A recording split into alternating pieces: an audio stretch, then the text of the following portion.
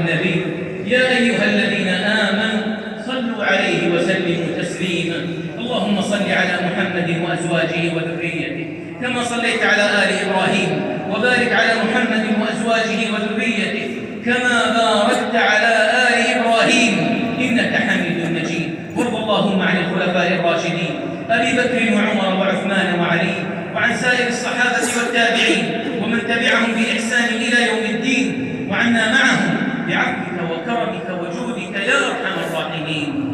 اللهم أعز الإسلام والمسلمين، اللهم أعز الإسلام والمسلمين، اللهم أعز الإسلام والمسلمين، واجعل هذا البلد آمنا مطمئنا وسائر بلاد المسلمين. اللهم يا ذا الجلال والإكرام يا حي يا قيوم وفق خادم الحرمين الشريفين، اللهم وفقه وولي عهده الأمين لما تحب وترضى، واجزه